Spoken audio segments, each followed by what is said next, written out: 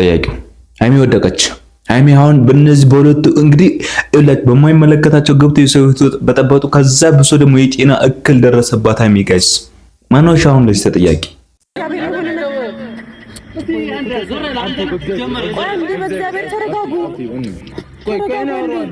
ሐሰን አንዴ ተረጋጋ። እኔ ሳትነግሪኝ የትም መሄድ አልነበረብሽም። ገብቶሻል አይደል? መሄድ እፈልጋለሁ። የት ነው የምትሄጂው? እኔ ጥለሽ የት ነው የምትሄጂው? የት ነው የምትሄጂው? የት? ከዛስ ሄደሽ ትታከማለች ሄዳ።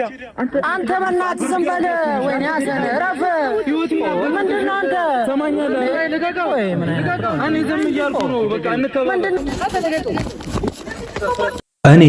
እኔ ከሁሉም ነገር የሚያሳስበኝና ድንቅ ግርም የሚለኝ ነገር ከአንዳንድ ሰዎች ከባለትዳር ወይም ከፍቅረኛ ማቾች ላይ ጣልቃ የሚገቡ ሰዎች አሉ። ከነዛ መካከል ደግሞ አንድ ሐሰንና የተለያዩ መሰል የነ ሃይሚ ጓደኞች ተብዬ ወይም የነ ብሩክ ጓደኞች ባይዘው ትዳር ውስጥ ላይ ምን አለ ሁለት ነገሮች አሉ። ያው የሚገባበት አንደኛ ለማስታረቅ ነው። አሊያም ደግሞ ቤተሰብ ጋር ሜቢ የሆነ የደስታ ተካፋይ የሆነ ደስታ ሲመጣ ልትታረቅ ልትገናኝ ስትል የሆነ እንትን የምትለዋል የምትገናኝበት አይዲያ ያለ ሐሳብ አለ። እነዚህኞች ግን ዝም ብለው ጣልቃ ግብት ይላሉ። በፍቅረኛ ማቾች፣ በትዳሮች፣ በተለያዩ ነገሮች የምትገቡ ሰዎች ግን ለምን ቴክ ኬር አታደርጉም? ለምን አታርፉም እንዴ? እዚህ ጋር አሁን አንደኛ ሃይሜና ብሩክን ብቻ አይደለም የበጠበጣችሁት፣ ብዙ ኦዲየንስና ብዙ ሰዎችን ነው እየበጠበጣችሁና እያስቸገራችሁ ያላችሁ። ገብቷችኋል አይደል? እኔ እዚህ ጋር የምር በጣም ነው ደስ ያለኝ። የተለያዩ በቃ እንደዚህ አይነት ምት ነው በቃ መመታት ያለበት ማለት ነው። በቃ መመታት ካለበት እንደዚህ ነው መመታት ያለበት። አለቀ ሐላል ሰማኛለህ? ልቀቀው። እኔ ዝም እያልኩ ነው። በቃ እንተባበል።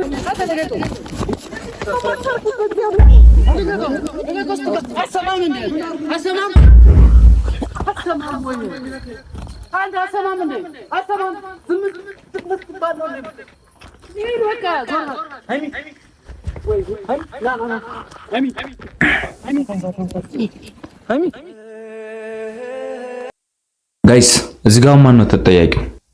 ማነው ሻውን ሃይሚ የሚላቸው? ማነው ሻውን? እስኪ ማነው? ምንድነው? ሁሉም ሰው እኔ እኮ ግርም የሚለኝና የሚደንቀኝ የሚገርመኝ ይሄ ነገር እኮ ነው። እስከ መቼ ነው እንደዚህ እንዴ? አሁን በሁለታቸው መሀል አንደኛ እዚህ ጋር ይሄም በምንም ጣልቃ ገብቶ ተመታ፣ ሰው ተጣላ፣ ተደባደቡ። ፕላስ አሁን ሃይሚ ወደቀች።